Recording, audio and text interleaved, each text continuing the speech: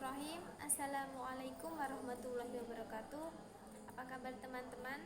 Alhamdulillah pada hari ini kita masih diberi kesempatan untuk belajar bersama pada mata kuliah pengembangan pemikiran pendidikan Islam yang hari ini akan disampaikan oleh saya sebagai perwakilan dari kelompok 7 dan rekan saya Wiku Aji Nugroho dengan materi perbedaan pengembangan pemikiran Islam antara John Dewey dan Muhammad Abduh. Langsung saja kita bahas yang pertama, yaitu tentang riwayat hidup John Dewey. Beliau yang lahir pada tanggal 20 Oktober 1859 di Burlington, itu di sebelah timur Amerika Serikat. Pada masa mudanya beliau dikenal sebagai pemuda yang rajin. Dengan begitu dia mempunyai kemampuan yang tekun untuk tetap belajar dan bisa mengembangkan pemikirannya untuk perubahan pendidikan. Selanjutnya, pada waktu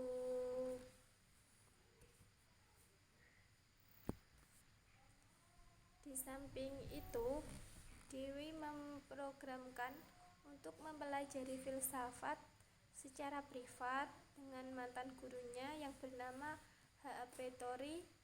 Sewaktu di sebuah universitas berada di bawah pimpinan rektornya yang permata, ternyata universitas itu sudah menjadi pusat kegiatan intelektual sehingga dia dapat belajar sesuai kemampuan yang dimiliki, dan dari hasil privatnya tersebut dia bisa mengembangkan pemikiran, salah satunya terkait pemikiran pendidikan.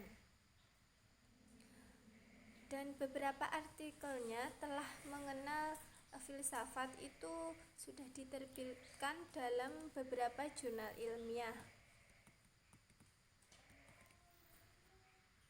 Selanjutnya, pemikiran John Dewey tentang pendidikan. Yang pertama, arti pendidikan menurut John Dewey yaitu pendidikan adalah upaya menolong manusia agar dapat berefleksi terhadap masalah yang timbul dalam masyarakat, dan upaya tersebut memperlengkapi mereka agar menghasilkan perubahan yang nyata dalam kehidupan mereka.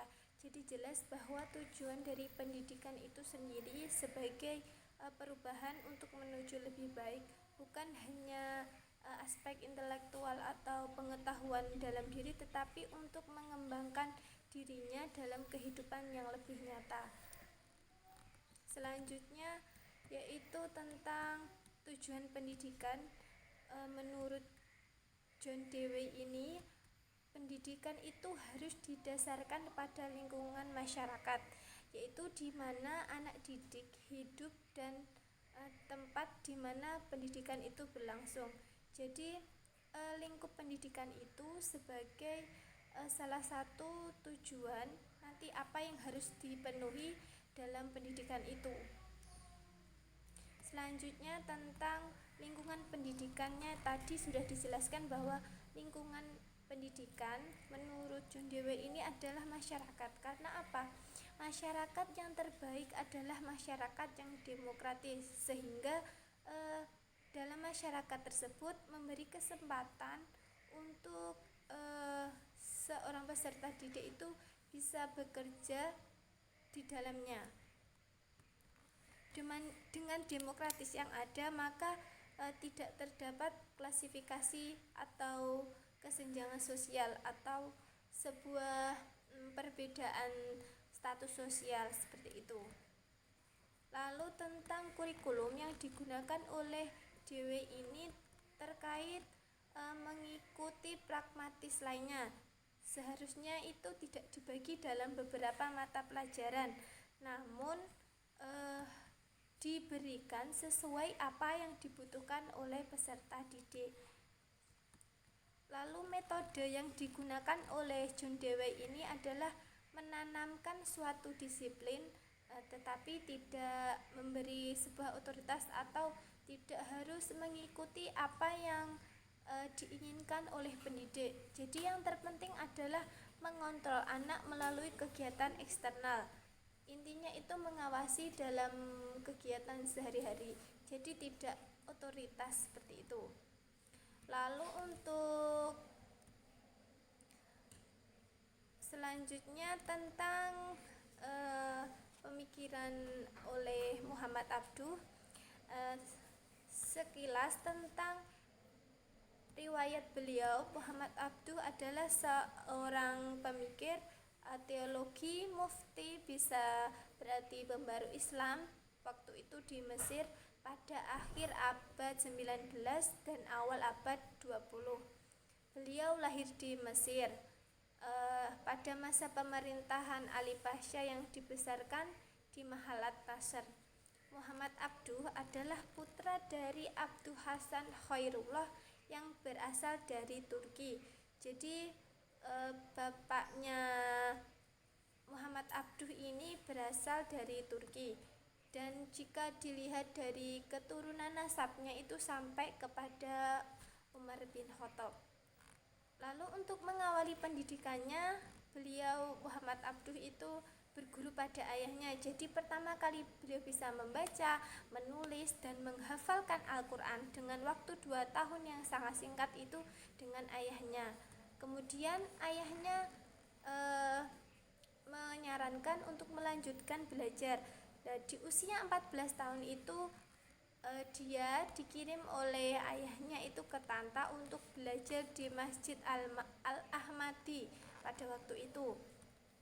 Namun ketika sudah mendapat pembelajaran sekitar 2 tahun, itu Muhammad Abduh merasa bosan dan kecewa. Karena apa? Beliau tidak mendapatkan apa sesuai keinginannya. Jadi membawanya kepada keputusan untuk mendapatkan ilmu seperti yang diinginkannya. Nah, perasaan ini yang berpangkal dari metode pengajaran yang diterapkan di sekolah, yaitu metode yang dipakai saat itu adalah hafalan tanpa mementingkan pemahaman.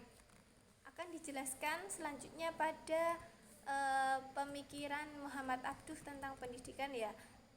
Secara rinci, latar belakang pembaharuan dalam bidang pendidikan antara lain adalah situasi sosial keagamaan masyarakat Mesir pada saat itu.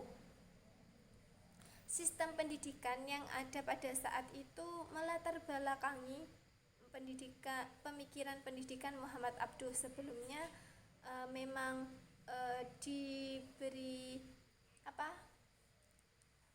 peninggalan atau warisan dari Muhammad Ali. Dia menekankan pada perkembangan aspek intelektual, sehingga pada masa itu terdapat 2 tipe pendidikan pada masa berikutnya, sehingga memunculkan adanya dualisme pendidikan. Lalu tujuan pendidikan menurut Muhammad Abduh adalah mendidik akal, jiwa, untuk menyampaikan batas-batas kemungkinan seseorang mencapai kebahagiaan dunia dan di akhirat. Jelas bahwa pada pemikiran Muhammad Abduh ini itu tujuan pendidikannya untuk mencapai kebahagiaan dunia dan akhirat, tidak memberatkan pada dunia saja atau pada akhiratnya saja, sehingga keduanya ini seimbang. Lalu penerapan kurikulumnya itu beliau itu berniat dan mempunyai tatanan untuk menghilangkan dualisme pendidikan yang ada pada saat itu, sehingga dia menginginkan sekolah-sekolah umum itu memberikan pelajaran agama, dan Al-Azhar diharapkan menerapkan ilmu-ilmu yang datang dari barat, sehingga dari kedua perbedaan ini nanti bisa saling melengkapi. Yang umum itu diberi pelajaran agama, dan yang di Al-Azhar ini menerapkan ilmu-ilmu umum yang dari barat.